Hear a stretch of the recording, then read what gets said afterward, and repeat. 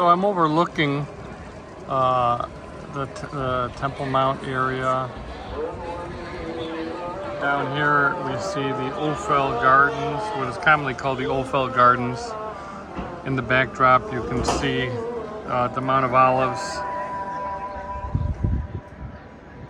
And just over that hill is Bethphage, Bethpage, and then beyond it, Bethany.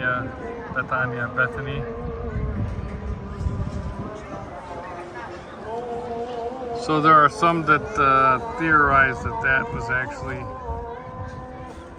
the Temple Mount down here, which is just north of the city of David, which the city of David is beyond those trees there, a little lower.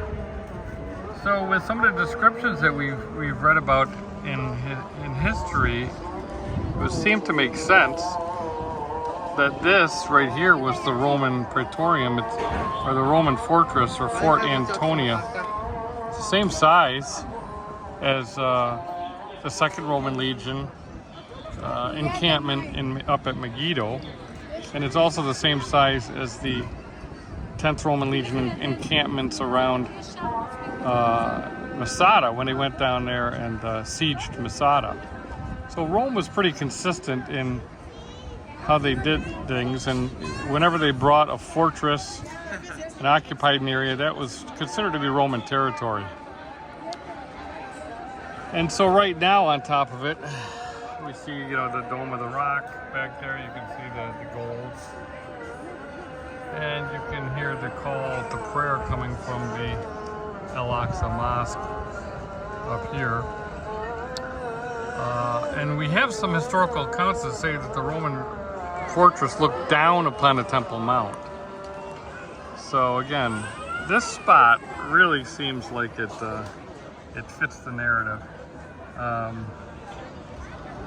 When you consider all of the needs of a Roman fortress in an area, 10th Roman Legion had approximately 5,000 soldiers, 5,000 support personnel, sleeping arrangements, places for horses and armaments and practice, temples, bathhouses, civilian housing, eating facilities, cooking facilities. I mean, it had to be huge to accommodate that many people. And if you look at a map, I challenge you to take a look at a map of Jerusalem, Old Jerusalem, and see where they point out the Antonia Fortress. I mean, you could barely fit anybody into that thing. So it just doesn't fit the narrative.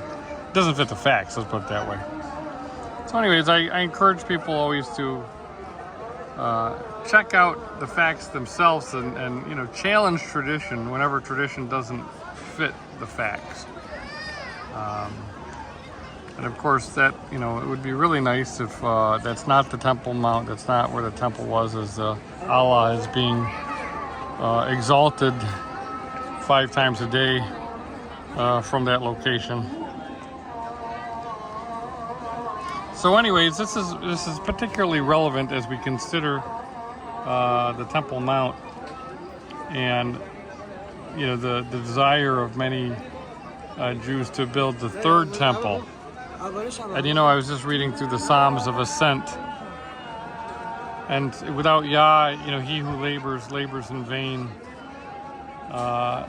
Building a house for him at this point is vanity after Yeshua called down judgment on it.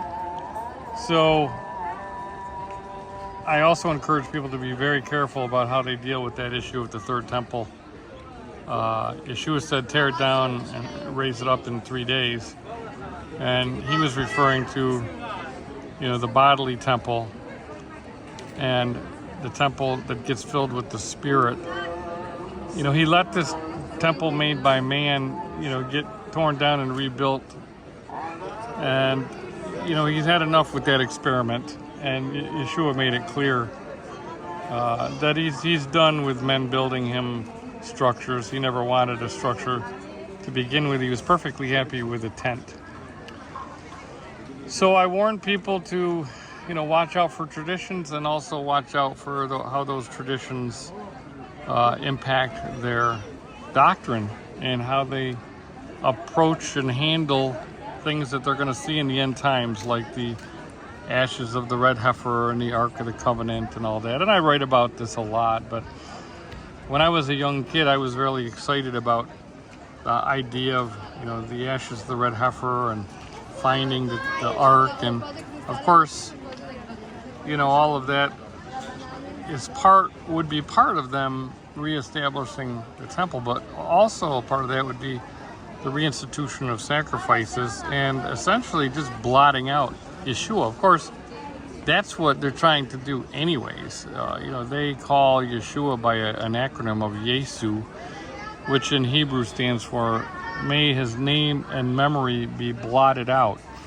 And that's what the Jews want to do with Messiah Yeshua. They want to blot out his name and his memory. And what better way to do that than just to come back, rebuild, and start up sacrifices as if nothing ever happened, as if he never even came. So, be warned and be careful how you deal with issues like this in the future, because it has a direct impact upon your relationship with Yeshua. He made it clear how he felt about the Pharisees, and I suppose many today would call his words anti-Semitic. They were strong words, but they were true words and he meant them. So if you claim to follow him, then I suggest you heed his words, read his words, understand his words, and follow his words.